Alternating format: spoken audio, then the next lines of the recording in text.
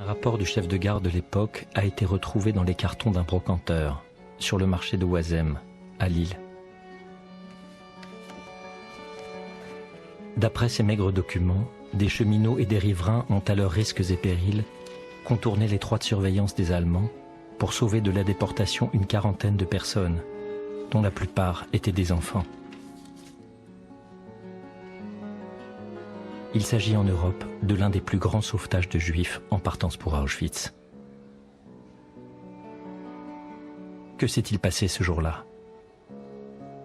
Comment se fait-il qu'un tel événement soit resté à ce point méconnu? Hanté par ces questions, je suis parti sur les traces du 11 septembre 1942.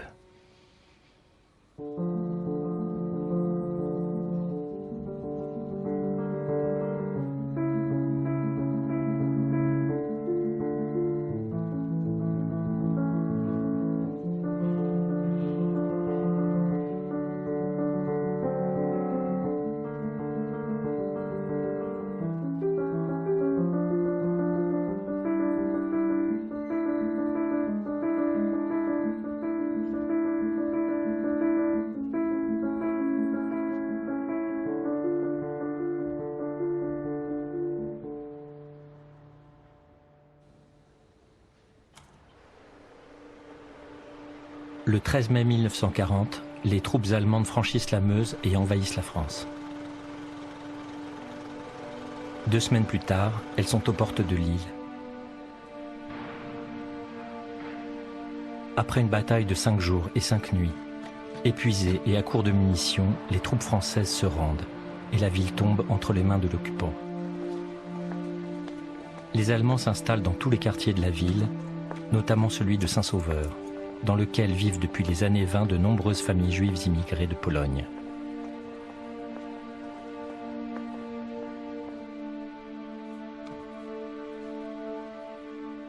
Maurice Baran est né en 1933. Il habitait aux 50 rue de la Vignette, dans le quartier de Saint-Sauveur. Mes parents sont venus, mon papa en tout cas est venu vers les années 30, avec son frère, d'une petite ville qui s'appelait Radoschitz, près de Łódź, en Pologne. Il parlait cette fameuse langue, le yiddish, que je n'avais pas le droit d'apprendre parce que mes parents voulaient que je sois un bon citoyen français. Ils venaient en France, ils se sauvaient d'un pays où ils souffraient d'antisémitisme et ils espéraient qu'en France ce serait le pays de la liberté, c'était le pays des Lumières, mais les lois antisémites ont continué. Entre 1940 et 1942, le régime de Vichy et les autorités occupantes édictent de nombreuses ordonnances contre les Juifs. L'étau se resserre progressivement sur eux. Tout ce qui était accès aux lieux publics ont été progressivement interdits. Donc pour moi ça a été terrible parce que moi j'avais beaucoup de petits copains, les squares ont été interdits, le cinéma a été interdit. Et en même temps, parallèlement, ça, dès le début, il a fallu aller se déclarer à la préfecture ou au commissariat. C'est-à-dire qu'il fallait aller donner son nom, son adresse, sa profession, ses comptes en banque. Si bien que quand ils ont décidé des grandes rafles, ça a été très très facile de nous trouver puisqu'ils avaient tous les renseignements en main. C'était la chose qu'il ne fallait pas faire, mais on ne pouvait pas se douter que ce qui allait nous arriver. Fela Adamski avait 9 ans en 1942. Avant le jour de son arrestation, elle n'avait jamais entendu parler des origines juives de sa famille. Pendant la guerre, vous sentiez-vous en danger en tant qu'enfant juif? Non, je ne sentais pas juif ni danger, je sentais qu'il ne fallait pas que j'existe. Pas laisser de traces, pas répondre, et puis ne pas exister, quoi. D'ailleurs, quand on parlait trop, on était... maman nous remontait les bretelles. Éric Adamski est le frère de Fela. Lui aussi a été marqué par le silence qui pesait dans sa famille. Mon père ne parlait absolument pas, et ma mère non plus. On aurait dit que c'était une tare et qu'il fallait absolument que personne ne soit au courant. Au courant de quoi? Que nous avions des origines juives. Oskar Stulzaft et son petit frère avaient 9 et 2 ans en septembre 1942. Un mois plus tôt, leur père et d'autres juifs lillois étaient partis travailler dans un camp administré par Vichy, pensant ainsi protéger leur famille des arrestations.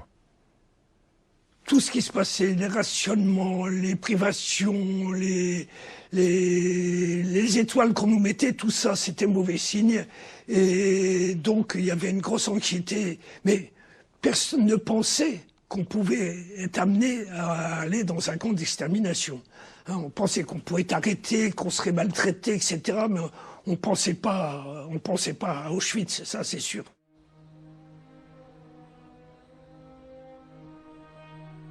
Les Juifs du Nord apprennent avec effroi les arrestations d'hommes, de femmes et d'enfants en région parisienne les 16 et 17 juillet 1942, lors de la rafle du Veldiv. C'est la première fois en France que des familles sont arrêtées à leur domicile. Cet événement est une sonnette d'alarme pour ceux du Nord qui s'interrogent sur le sort qui les attend. 2 mois plus tard, le vendredi 11 septembre 1942 à 4 heures du matin, débute la première rafle des Juifs du Nord-Pas-de-Calais.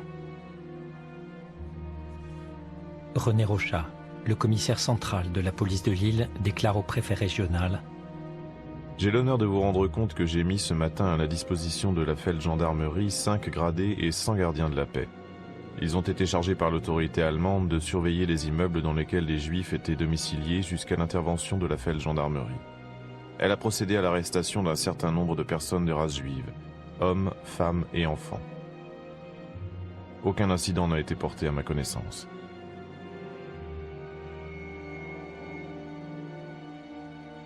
La date du 11 septembre n'est pas choisie au hasard. Ce jour-là, les familles s'étaient rassemblées pour célébrer Rosh Hashanah, le Nouvel An juif.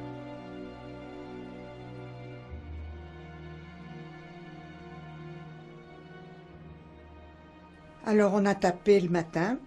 La porte était protégée par du fer forgé. Et le soldat qui avait tapé dessus, évidemment, s'est écorché la main. Donc le premier souvenir que j'ai, c'est ce sang qui coulait du gars qui avait tapé. C'était un militaire avec la grande plaque. Et il était accompagné d'un agent de police.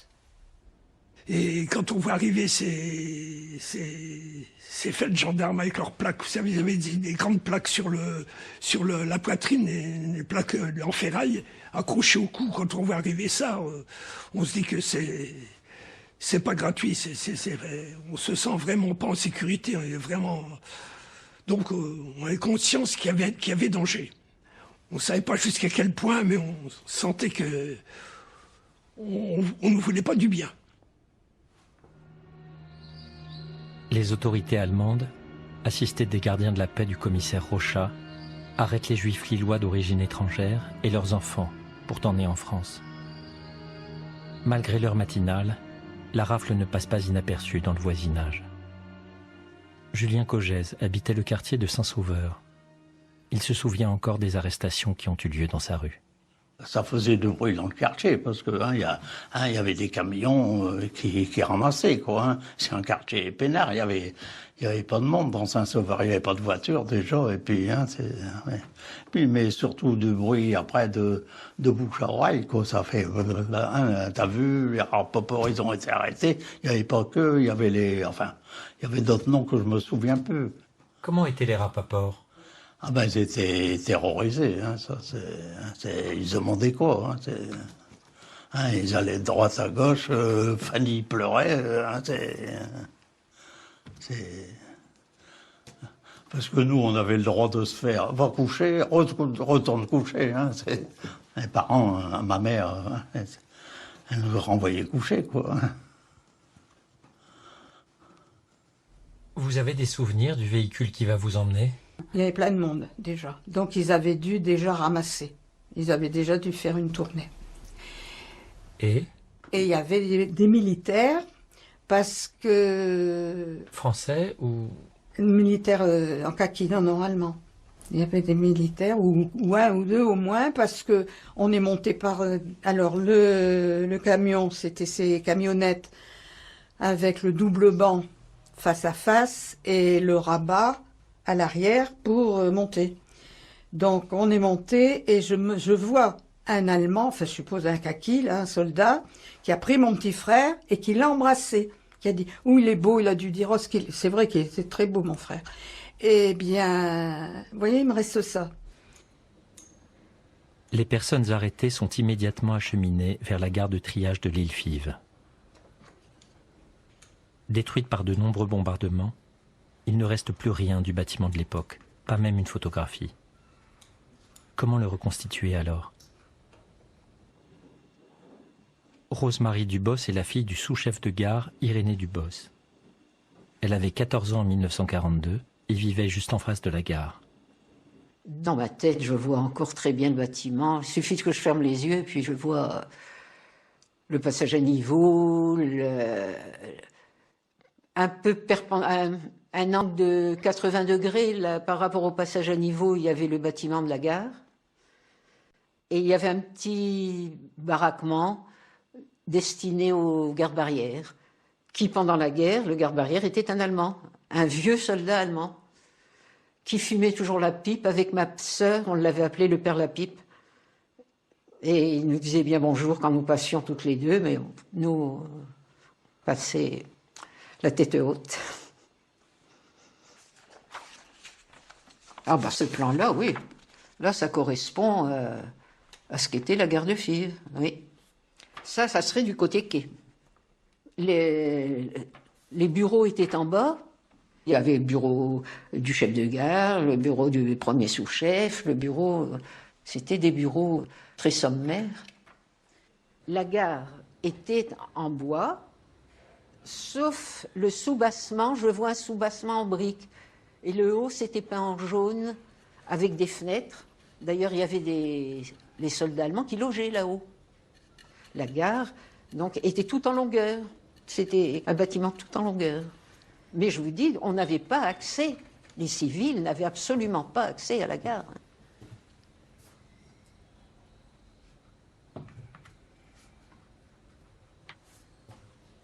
Alors, à votre avis, par où les personnes arrêtées sont-elles arrivées dans la gare?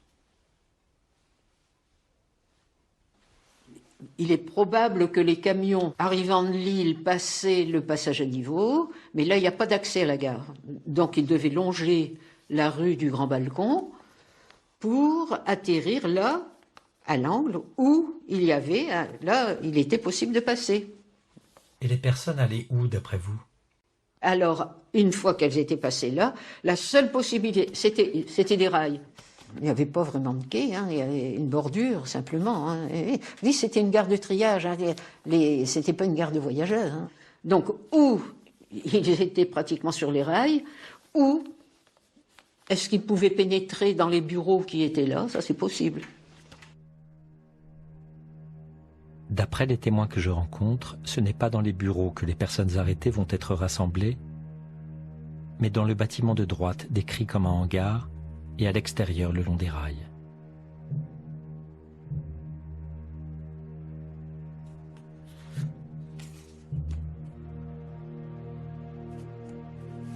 Pendant que les familles lilloises sont acheminées vers la gare de Fives, d'autres sont arrêtées dans toute la région. La rafle du 11 septembre 1942 est une opération de grande envergure.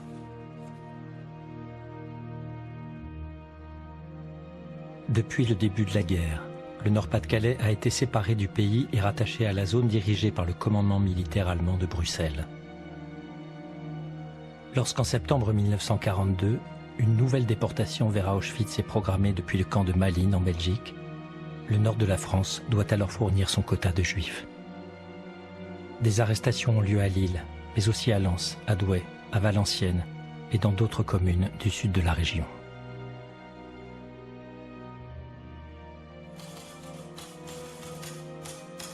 Pour les villes de Valenciennes et de Nain, la gendarmerie transmet au sous-préfet une liste de 59 juifs arrêtés. Le commissaire de Condé-sur-Lescaut envoie lui aussi son rapport à la sous-préfecture. Ces policiers ont arrêté Berkowitz, Judas, Faiga, David, Oscar, Jacques et Micheline, les 6 membres de la seule famille juive de cette petite commune. Avec la famille Berkowitz, le sous-préfet de Valenciennes peut désormais faire l'addition et rendre compte au préfet du Nord. Ceci porte donc à 65 le nombre de juifs, hommes, femmes et enfants, arrêtés le 11 septembre courant dans mon arrondissement. Je dois signaler que cette opération a toutefois jeté un certain émoi dans une partie de la population.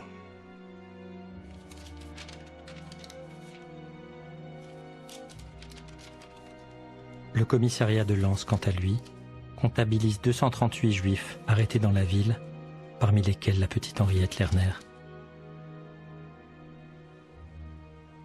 Est-ce que vous vous souvenez de ce jour? Tout à fait. Et comment? On a été réveillés au petit matin. Moi, je dis toujours 4 heures du matin parce qu'il faisait encore nuit. En fait, je ne sais pas quelle heure il était. En tout cas, il était très tôt. Ça sonnait. Mes parents se sont levés. Ils sont allés regarder. J'ai suivi. Et il y avait devant nous un demi-cercle de policiers, des Allemands, des Français. Et puis, ils ont dit quelque chose. Je ne me souviens pas ce que c'était, sûrement qu'on devait s'habiller puis qu'ils nous emmenaient. Et c'est ce qu'on a fait. Ils nous ont emmenés dans une grande cour qui était en face de la gare de Lens, où on est resté une grande partie de la journée. Et qu'est-ce qui se passe dans cet endroit? Je sais pas, rien. On attend. Je n'ai pas le souvenir qu'on ait mangé, je n'ai pas le souvenir qu'on ait bu, je sais pas. On attend. On ne sait pas ce qui va nous arriver, ça c'est sûr. Les déportations de Juifs depuis la France occupée vers Auschwitz ont commencé en mars 1942. Plus de 30 convois sont déjà partis de la gare du Bourget, près du camp de Drancy, au nord de Paris.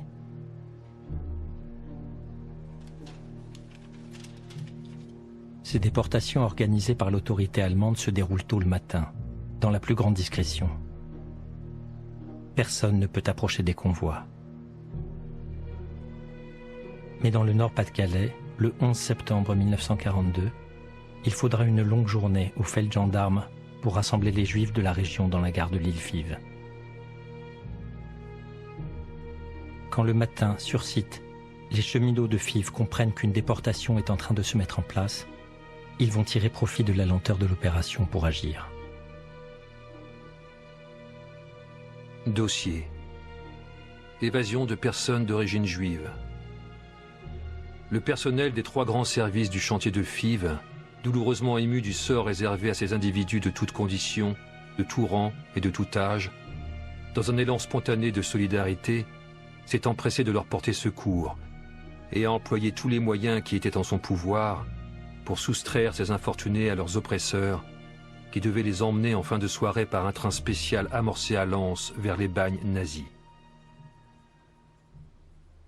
Ces mots sont ceux de Jean Mabille, le chef de gare de Lille-Fives. Au lendemain de la guerre, Mabille a consigné sur 3 feuilles de papier Bible ses souvenirs des événements du 11 septembre 1942. Son rapport, longtemps oublié, a été retrouvé dans les cartons d'un brocanteur. C'est lui qui me permet de reconstituer aujourd'hui l'action héroïque des cheminots de Fives. Marcel Hoffmann est l'un d'entre eux. Cet homme discret, sans engagement politique, est entré à la SNCF à l'âge de 16 ans. En charge du bon fonctionnement des locomotives, il travaille dans un atelier situé de l'autre côté des voies ferrées. Quand, à l'aube du 11 septembre 1942, il aperçoit l'arrivée des premiers convois allemands, il quitte sans hésiter son poste de travail pour venir en aide aux personnes arrêtées.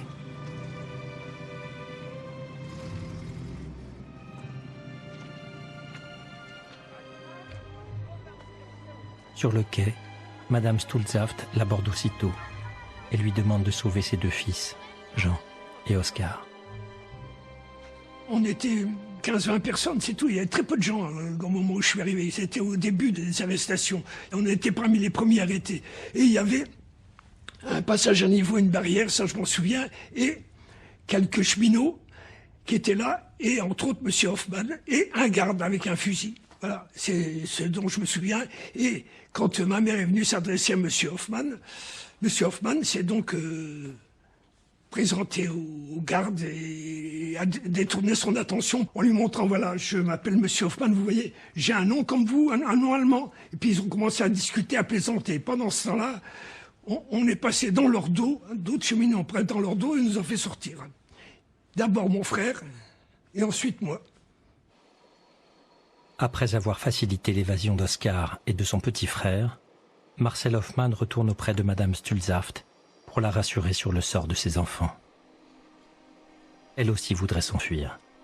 Le cheminot réfléchit un instant, puis lui demande de le suivre.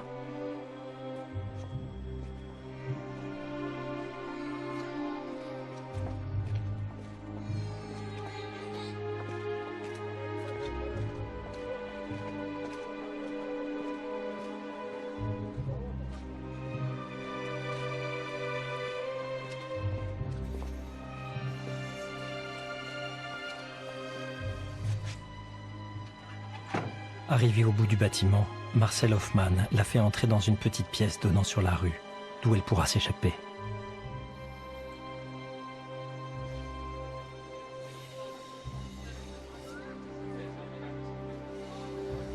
À mesure que s'écoule la matinée, plus de 150 personnes raflées à Lille et dans son agglomération sont peu à peu réunies dans l'enceinte de la gare. Le train qui les emmènera en déportation ne partira de Fives qu'en toute fin d'après-midi, après de longues heures d'attente. La seule chose vraiment dont j'ai souvenir, c'est le fait que c'était une journée extrêmement chaude et qu'on n'avait rien à boire.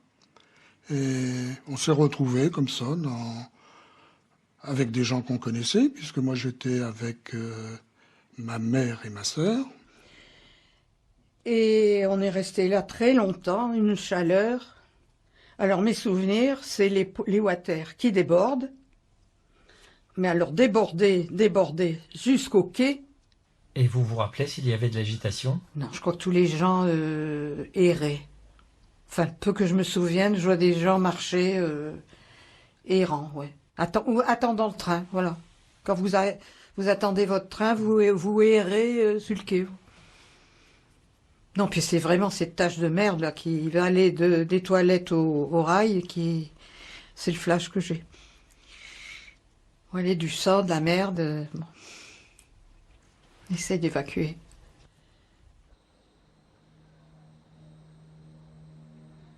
Le chef de gare Jean Mabille assure que tout le personnel a apporté son concours au sauvetage du 11 septembre 1942. Il commence par citer l'homme d'équipe Henri Debert, le sous-chef de gare Irénée Dubos, le commis Gustave Delamarre, l'employé aux écritures Raymond Lemeunier, le visiteur Langlais, en précisant que Debert, Lemeunier et Langlais, du service des voitures et wagons de Fives, ont fait évader de nombreuses personnes en leur prêtant des bleus de travail. L'homme d'équipe, Lucien Debarge, de Fives-Saint-Sauveur, a facilité l'évasion des captifs en dégageant une fenêtre aveugle qui donnait sur la rue. L'interprète, Hans Schauwerker, a fait échapper dans la matinée 4 enfants qui ont été provisoirement abrités au café Sarrazin, rue du Grand Balcon.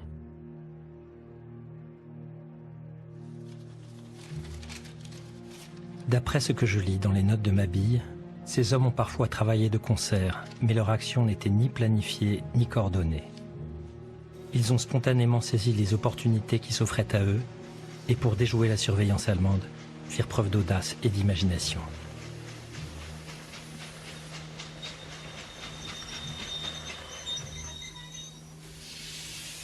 Les locomotives à l'époque venaient s'arrêter, faire leur plein d'eau à un endroit de cette gare où il y avait devant des urinoirs.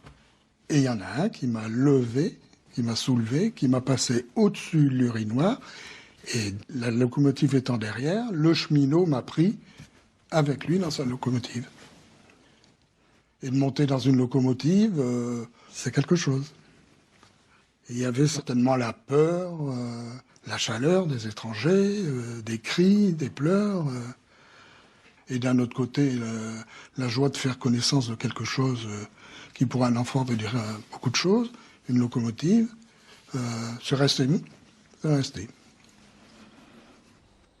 Le cheminot qui cache Éric dans sa locomotive, c'est Marcel Descriveur, l'un des chauffeurs de la gare de Fives. Sympathisant socialiste, très apprécié de ses collègues, il entre dans la résistance dès 1941. Sa femme, Azénia Descriveur, travaille depuis des années comme employée de maison chez les parents d'Éric et Fela. Ensemble, ils vont tout faire pour sauver les 2 enfants. Notre femme de ménage, qui était Madame Descrivère, dont le mari était cheminot, qui est rentrée avec le vélo de son fils, qui était à peu près de mon âge, une blouse grise. Elle me l'a fait enfiler, j'ai rien compris. Je suis montée sur le vélo, elle m'a tirée et elle m'a jetée dans une porte de bureau ouverte.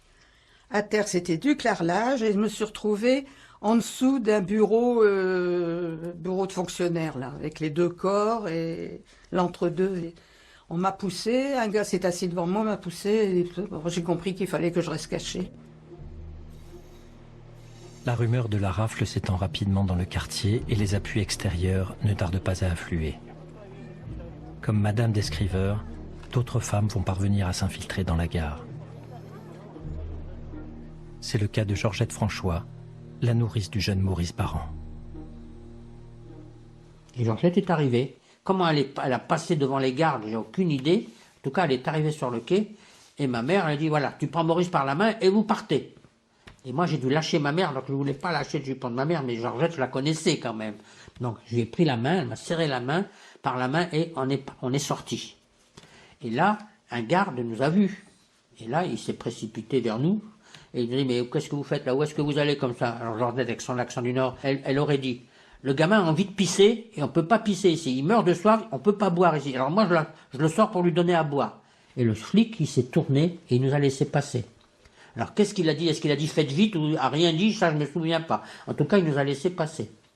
Alors bien sûr, on n'a pas laissé notre reste, hein. On est parti en courant et on est passé sur le pont. Je me souviens qu'on est passé sur un grand pont au-dessus des voies ferrées et on est revenu rue de la Vignette où je suis resté caché sous la table de ma concierge toute la journée tellement j'étais effrayé.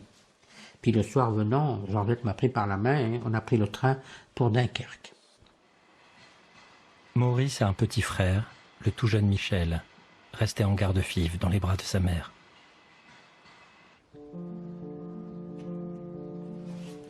Michel est né 3 mois plus tôt dans la clinique protestante Ambroise Paré, un des maillons de la résistance locale. Les directrices Thérèse Mater et Eva Durlenman, averties que des Juifs ont été arrêtés et rassemblés en gare de Fives, cherchent à leur venir en aide. Elles envoient une infirmière, France Neubert, apporter des vivres aux captifs. Arrivée sur place, elle reconnaît aussitôt le petit Michel et sa mère. Elle décide alors de sauver le bébé. L'infirmière France Neubert revient et comme elle a un brassard Croix-Rouge, apparemment ça l'aide à passer sur le quai quand même.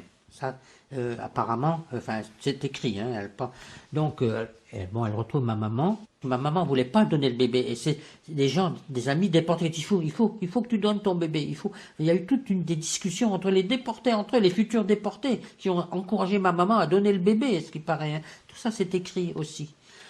Et puis bon, alors elle est d'accord et on met Michel dans le sac à dos et à ce moment-là il se met à hurler.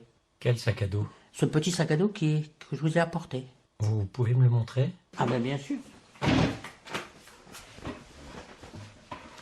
Dans ce petit sac à dos, il est chez mes neveux et nièces, hein, c'est-à-dire les enfants de mon frère qui a été sauvé dans ce sac à dos. Regardez un peu, j'ai même du mal à croire qu'on ait pu mettre un bébé dans un sac à dos de cette taille. Regardez. Il ne devait pas être gros, mon petit frère, hein, il ne devait pas être grand. Voilà, imaginez-vous un bébé avec des couches, parce qu'à ce moment il y avait des langes, et c'était un bébé, c'était très enveloppé. Comment est-ce qu'ils ont pu mettre un bébé dans ce sac à dos? Voilà. Alors bien sûr, il s'est mis à pleurer, à hurler. Imaginez-vous quand on met un bébé dans ce sac à dos. Et alors la pauvre infirmière ne savait plus quoi faire. Et là, il y a eu un miracle encore. Il y a des miracles de temps en temps, c'est comme ça. Il y a une locomotive à vapeur qui est passée en crachant, en sifflant. Et à ce moment-là, tout le monde a regardé, les gardiens, tout le monde regardait cette locomotive. Et elle en a profité pour passer derrière tout le monde et sortir du quai et s'éloigner de la gare.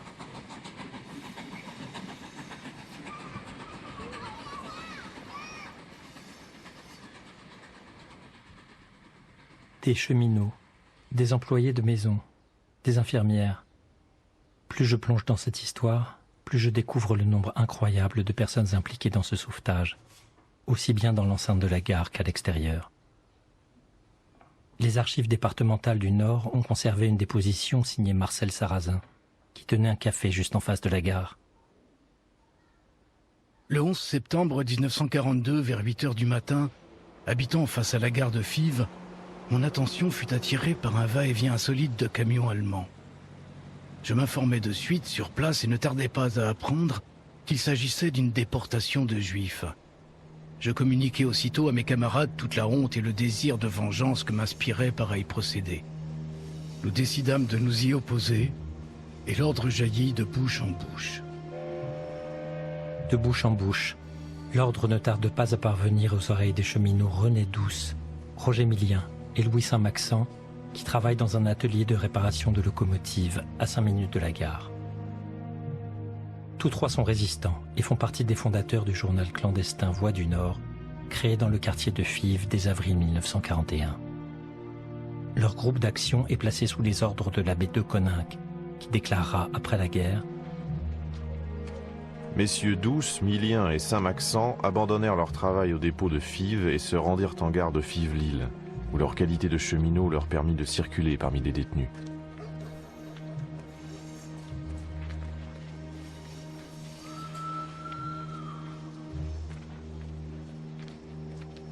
Le chef de gare Jean Mabille ajoute: Ces agents se sont munis de balais, de seaux, de chiffons et ont simulé être des préposés à la salubrité, procédant à l'entretien et au nettoyage des locaux occupés par les Juifs.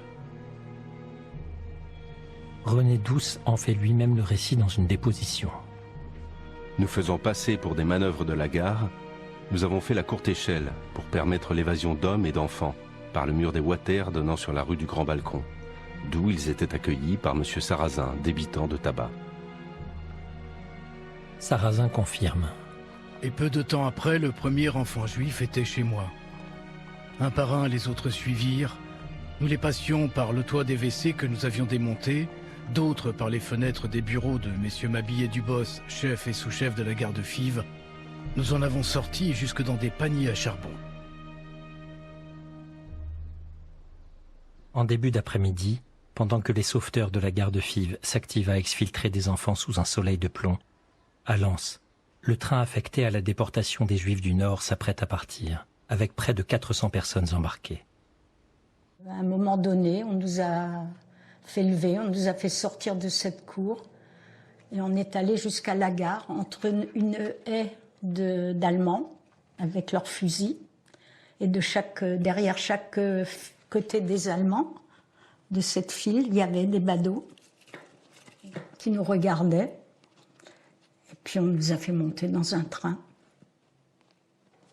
Un train de voyageurs? Oui, un train à compartiment, un train de voyageurs, et qui s'est arrêté, ce que j'ai compris après coup, à l'île Fives. Devant le bâtiment principal? Non, je pense que ça devait être un dépôt.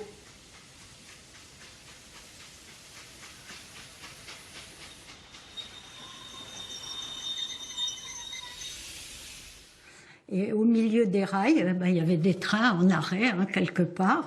Et quand notre train est arrivé, disons que ça, c'est à peu près notre train, devant, tout de suite le rail à côté, en parallèle, il y avait un train plus court.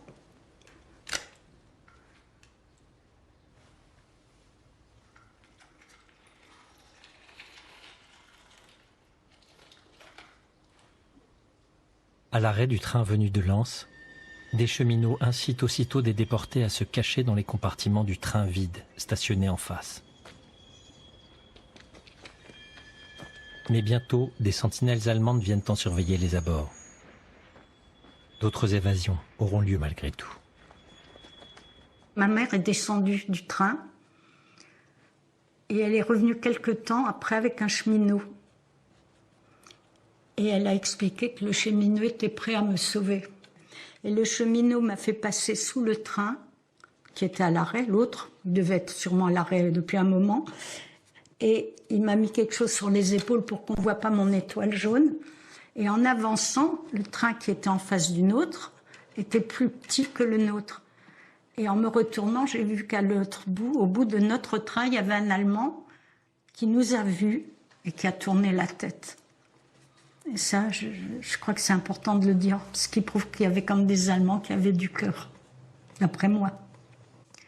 Et là, j'ai également un trou noir, et je ne sais pas où je suis allée ou quoi, mais je me suis retrouvée chez les Fies. D'ailleurs, j'ai là la photo de Madame Fies, vous voulez la voir? Oui.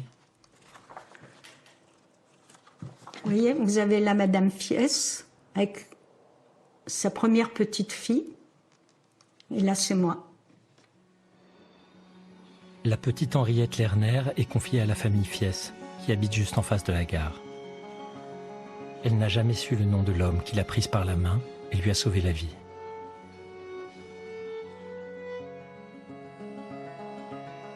Le train Lensois s'est arrêté à côté de l'atelier où travaille Marcel Hoffmann, celui qui avait permis l'évasion des Stulsaft en début de matinée.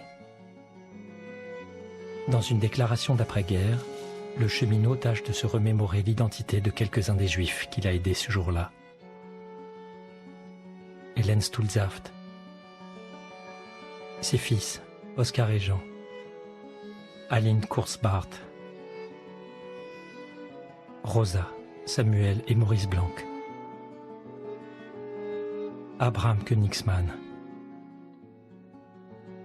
Jacques Tobias, et d'autres encore dont je ne retrouve pas la photographie. En dernier sur sa liste, une certaine mademoiselle Thérèse Lerner. Il n'y avait pas de Thérèse parmi les déportés de Lens. En réalité, je suis convaincu que cette mademoiselle Lerner qui l'a sauvée en gare de Fives ne pouvait être qu'Henriette. Parfois, je me dis pourquoi moi, pourquoi ma mère, pourquoi mes parents ne sont pas venus en même temps que moi. Ils auraient peut-être pu se sauver aussi, on ne peut pas savoir. Je ne sais pas, ça leur avait pas venu à l'idée, pourvu que moi je sois sauvée. Je pense que c'était ça.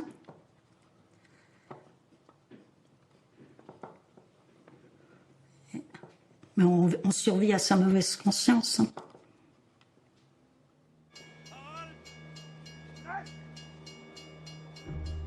En fin d'après-midi, alors que l'heure du départ pour le camp de Malines approche, la surveillance se resserre encore et les évasions deviennent impossibles, comme s'en souvient le cafetier Marcel Sarrazin. Plus tard, les choses se gâtèrent. Les Allemands s'étant rendus compte du manège et devenant méchants, il fallait redoubler de ruse. C'est alors que, pris par l'urgence, René Douce, Louis Saint-Maxent et Roger Millien ont l'idée de cacher plusieurs personnes à l'intérieur même de la gare. Hélène Zupnik avait 15 ans. Elle était sur le quai avec des amis du lycée lorsque sa mère et René Douce sont venus la chercher. Monsieur Douce a approché ma mère. Il lui a dit « Est-ce que vous voulez être sauvée ?» Elle a dit oui. Alors ils sont venus me chercher et moi je ne voulais pas, j'étais fâchée. Quoi, me séparer de mes amis? Alors elle m'a dit, viens, elle m'a dit, elle m'a pris, je ne pouvais pas dire non. Alors on nous a mis à Fives-Lille, il y a 2 étages. Le chemin de fer qui roule, un étage, et au-dessus du chemin de fer, il y avait comme une chambre, comme un magasin, avec une vitrine d'un magasin. Et on nous a mis à peu près 13 personnes. Je ne sais pas si le nombre est exact, mais... Et un bébé par-dessus le marché. Ça, c'était la croix et la bannière. Parce qu'il pleurait. Et l'homme qui faisait la garde en bas, pouvait entendre le bébé. Et les hommes, furieux, mais ils avaient peur. Les cheminots résistants Douce, Millien et Saint-Maxent, aguerris aux actions clandestines, vont faire preuve d'ingéniosité pour dissimuler aux Allemands la présence d'Hélène et des autres personnes dans le bâtiment. Le chef de gare Jean Mabille note dans son rapport. Ils ont caché dans la chambre numéro 8 désaffectée une dizaine de Juifs, où j'en avais précédemment enfermé 2 à clé. Puis, Après avoir débarrassé 2 armoires qui se trouvaient dans la chambre numéro 3, celles-ci ont été transportées par eux dans le fond du couloir, de manière à masquer les portes des chambres numéro 7 et 8.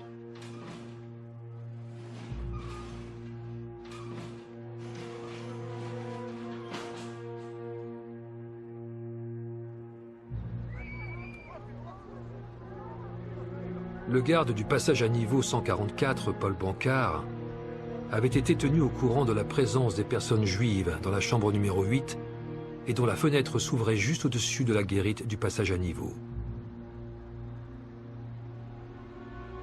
Il tenait les rescapés au courant des faits extérieurs en communiquant avec eux par un tuyau de vidange des eaux.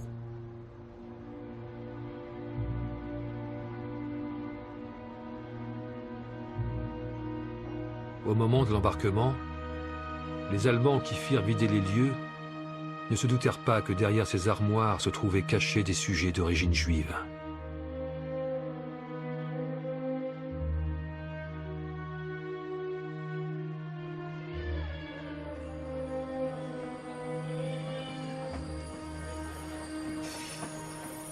À la tombée du jour, des voitures de 3e classe sont poussées devant la gare pour y faire monter les Juifs lillois. Ces voitures vont être raccordées au train de Lens pour former un seul et même convoi, à destination de Malines, dernière étape avant Auschwitz.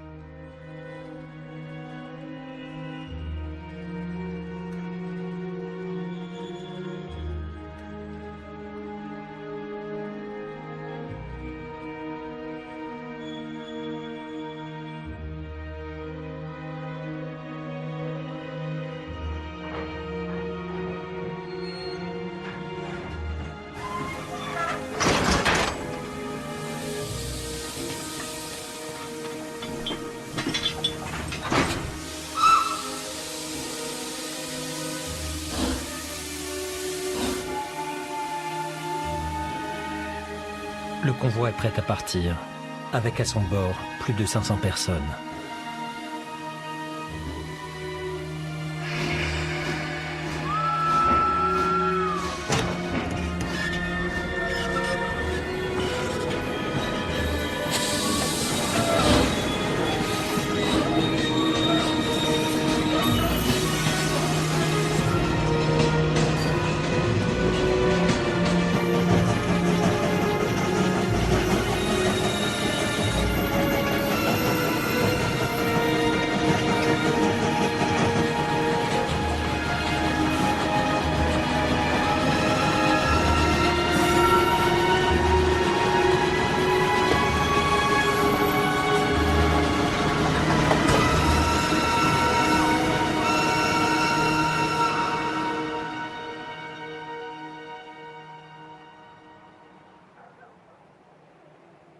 La gare est brusquement plongée dans le silence.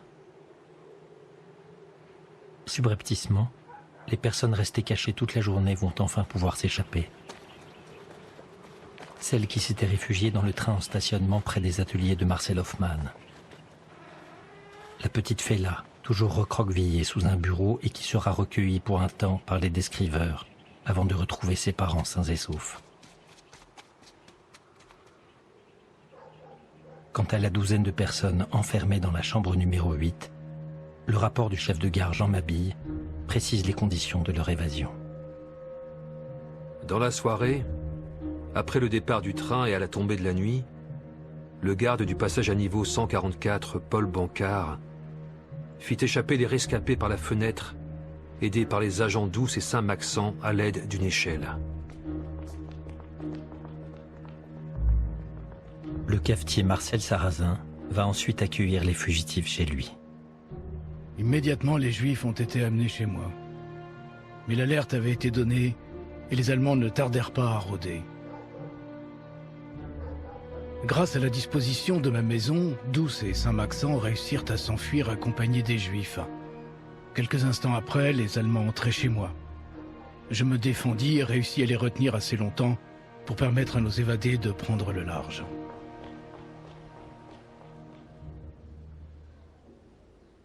En 1946, 6 personnes de la chambre numéro 8 vont témoigner par écrit du rôle de René Douce dans leur sauvetage. Parmi elles, Hélène Zupnik. Monsieur Douce nous a fait sortir de cette chambre. Il y avait une ouverture, par une échelle on est monté et après on est descendu. Et il nous a amené, la première nuit, il nous a amené dans une maison de prostituées. Et là-bas, ils nous ont donné des nouveaux papiers. Moi, je m'appelais Hélène Zupnik et il m'a donné les noms Hélène Delcambre. Ben, moi, Hélène, je suis reconnaissante à Monsieur Douce qui nous a sauvés et les 13 personnes qui étaient avec moi aux dépens de sa vie. Parce que si la Gestapo le ramassait, il partait à Auschwitz. Au lendemain du 11 septembre, conscient que les personnes sauvées sont toujours en danger, René Douce et ses camarades résistants initient un vaste réseau d'entraide. Leur chef, l'abbé de Koninck, en témoigne. Dans les jours qui suivirent, étant donné le nombre important des personnes qui avaient été sauvées, il s'avéra qu'un comité était indispensable pour aider tous ces gens victimes de la barbarie allemande. Messieurs Douce, Millien et Saint-Maxent prirent contact avec des juifs non arrêtés, messieurs Prechner, Lézer et Rabinovitch, et formèrent à eux 6 le comité clandestin d'aide aux juifs de la région lilloise, qui était recherché par la Gestapo. Comité dont René Douce fut élu président. Georgette est la fille de René Douce. Engagée dans la résistance avec sa famille, elle n'a pas oublié les réunions du comité de secours qui se déroulaient chez eux. Alors, l'un il s'occupait de ramasser l'argent, l'autre il s'occupait pour les papiers, et l'autre il s'occupait pour les placer. Pour placer les juifs? Pour placer les juifs parce que il faut changer l'identité, il faut qu'ils changent aussi, il faut qu'ils aient un logement, il faut qu'ils aient du travail, il faut aussi qu'ils les tickets de rationnement, et il faut aussi le logement, tout ça, il faut tout, hein. René Douce est arrêté 3 mois plus tard pour ses activités dans la résistance. Il est emprisonné et torturé avant d'être déporté à Dachau, dont il ne reviendra qu'à la fin de la guerre, terriblement affaibli. Malgré son absence, le comité de secours, fondé par des cheminots et des juifs lillois, implique progressivement de plus en plus de monde. En dépit des risques, il poursuit sa mission d'entraide tout au long de la guerre, protégeant les rescapés du 11 septembre, mais aussi plus largement les Juifs de Lille en danger. La seule trace que je trouve de l'ampleur de leur action est ce morceau de papier, sur lequel est noté au crayon mine le nom de toutes les personnes prises en charge. Entre septembre 1942 et septembre 1944, à la libération de Lille, le comité de secours vient en aide à 178 personnes. Parmi elles, il veille sur Henriette, qui reste plusieurs mois chez la famille Fies. Sur Hélène, placée dans un pensionnat catholique. Et sur Oscar, caché par la sœur de l'abbé de Koninck. Si de nombreux juifs ont été pris en charge par le comité de secours, certains enfants du 11 septembre 1942 ont été recueillis par leurs propres sauveteurs. Maurice Baran est caché près de Dunkerque, dans la famille de Georgette François, la nourrice venue le sortir de la gare. Son petit frère Michel grandit quant à lui dans la maternité Ambroise Paré. France Neubert, l'infirmière qu'il avait cachée dans son sac à dos, garde un lien tout particulier avec l'enfant. Pour le protéger, elle se charge au lendemain du 11 septembre de lui trouver un nom d'emprunt. Et le lendemain, je suis allée à la mairie, sur ordre des directrices, demander un bulletin d'état civil d'un garçon né le 31 mai 42 à Metz et s'appelant Pierre-Dominique. Je l'ai obtenu tout de suite car tout le monde savait que les archives de Metz avaient brûlé. Ce fut donc le nom officiel de Michel tout au long de la guerre. C'était un bébé adorable, mais que nous n'arrivions pas à faire sourire. Il n'a souri enfin que vers 6 mois et s'est ensuite montré ultra rapide dans son développement et dans la parole. Il était la coqueluche de toutes les infirmières et des élèves ainsi que des docteurs. Il a fallu, vers l'âge de 2 à 3 ans, le transférer dans une chambre de l'internat face aux appartements des directrices, car il avait un peu trop de notions d'obstétrique.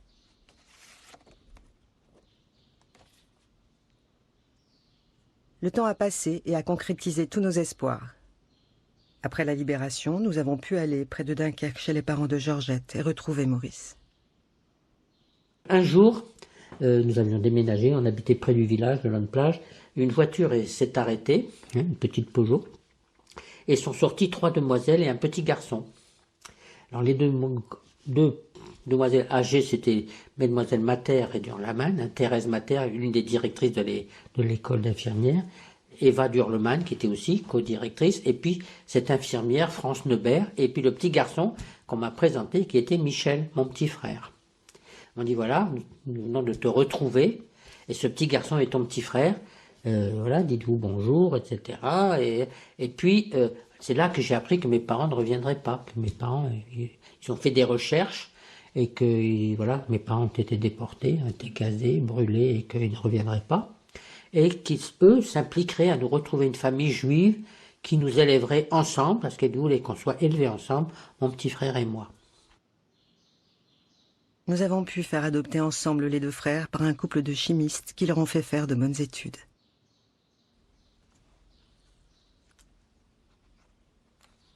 Leurs parents adoptifs ont eu la délicatesse d'ajouter simplement leur nom au patronyme des garçons, dont le nom est devenu Baron Marzac.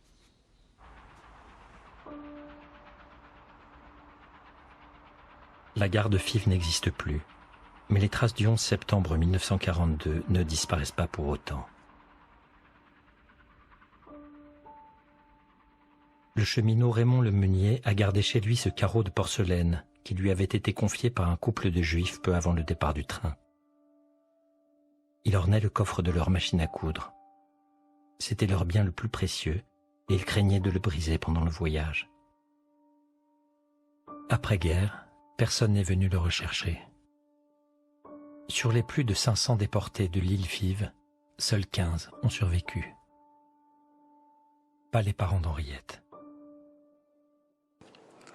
Je sais, j'ai appris après la guerre, je suppose, ou tout de suite après, comment mes parents étaient morts. Mais personne ne me l'a dit. Mais il y avait des amis, peut-être des rescapés d'Auschwitz, je ne sais pas du tout, qui savaient comment mes parents étaient morts. Et moi, j'étais dans la pièce d'à côté, la porte était entrouverte et j'ai tout entendu. Et j'ai jamais dit que j'avais entendu, j'ai jamais dit que je savais. Il vous reste des souvenirs de vos parents ?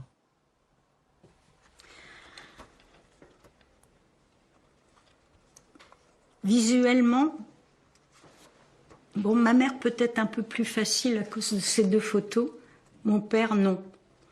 Et quand j'ai eu cette photo, alors il paraît que mon père, avant d'arriver en France, cette photo a été prise quand il a dû faire des demandes de carte de séjour, des choses comme ça, enfin des papiers administratifs.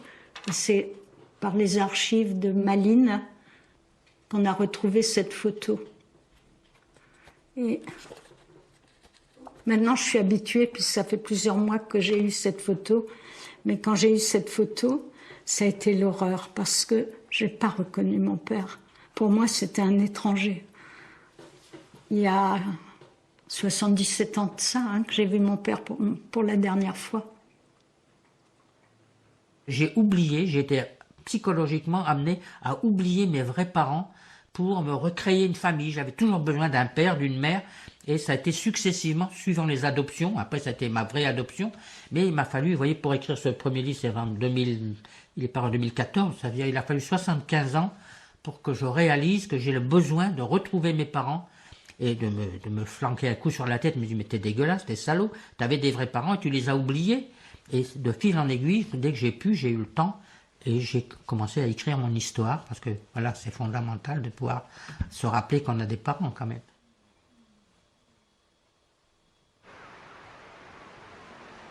Les enfants sauvés à Fives ont grandi avec le spectre de la déportation du 11 septembre. Une vie a passé, Mais il semble toujours déchiré entre le besoin d'oublier et celui de se souvenir. Vous repensez beaucoup à cette époque? On y passe tout le temps. Tout le temps. J'ai encore des cauchemars. Des fois, je me réveille au milieu de la nuit en sueur. Je retrace encore le... J'ai vraiment mère, c'est des moments pénibles. Ça m'arrive. Pas tout le temps, mais ça m'arrive. Ça, c'est resté pour la vie, c'est gravé, ça. Et c'est la raison pour laquelle, quand on me demandait toujours de venir témoigner tout ça, j'étais assez, disons, réfractaire, parce que ce sont des souvenirs tellement pénibles, ça fait tellement mal que je voulais plus en parler. Vous n'en avez plus parlé après la guerre? Non, on pouvait pas en parler.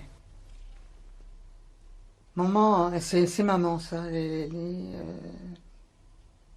On n'avait pas d'identité, on pouvait pas exister, et puis fallait pas parler. On avait tellement pris l'habitude pendant la guerre de pas exister que ça continuait. Et puis je me souviens que même papa, il allait de temps en temps faire sa partie de jaquet. C'était un champion de jaquet, mon père.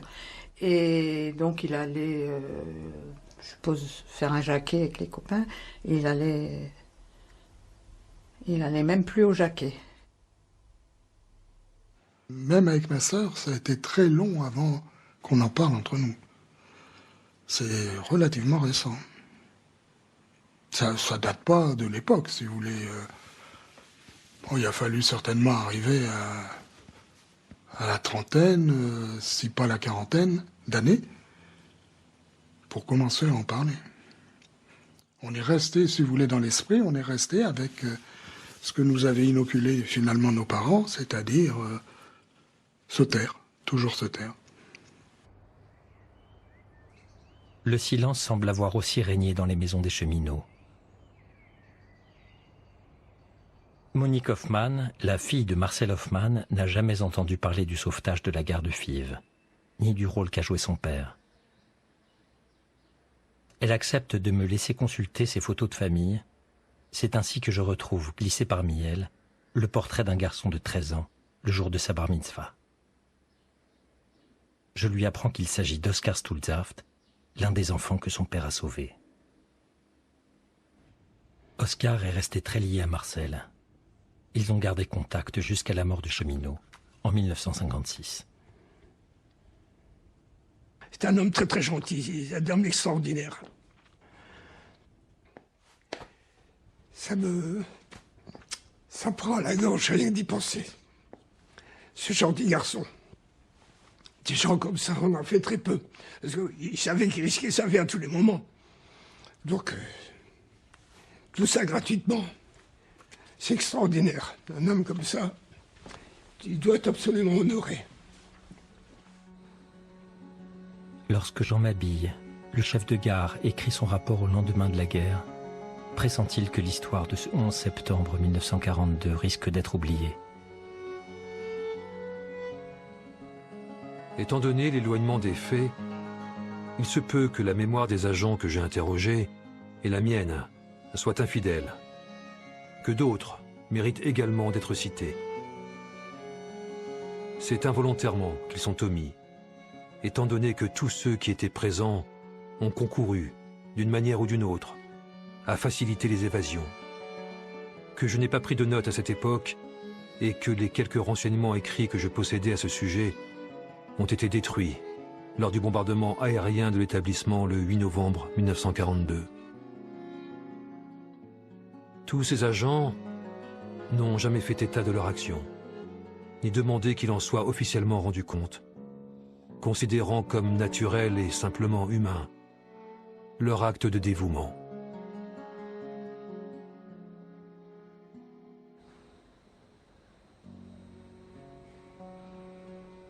Jean Mabille, le chef de gare, a écrit son rapport dans l'espoir que l'État distinguerait ses cheminots, auteurs d'actes de bravoure et de courage.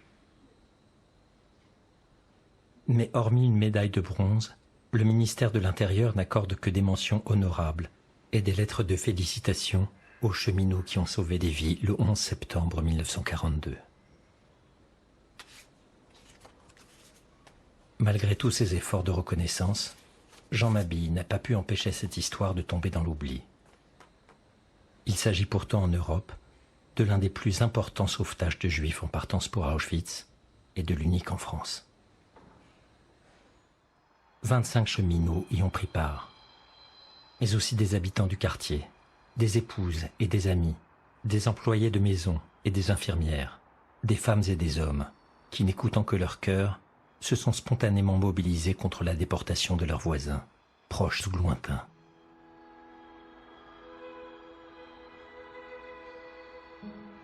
Cette histoire exceptionnelle est restée plus de 70 ans méconnue. Les sauveteurs en ont peu parlé à leurs proches, pensant avec humilité n'avoir fait que leur devoir. Quant aux rescapés, ils ont cherché à survivre aux persécutions puis à se reconstruire, ignorant tout de l'ampleur collective du sauvetage.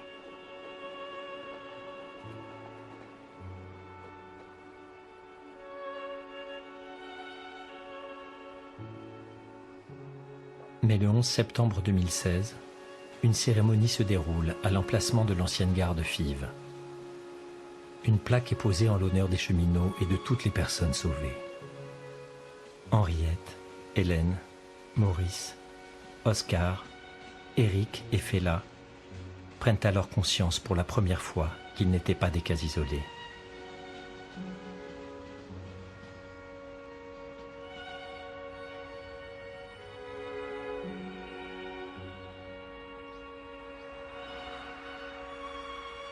À ce jour, j'ai pu identifier 39 personnes sauvées.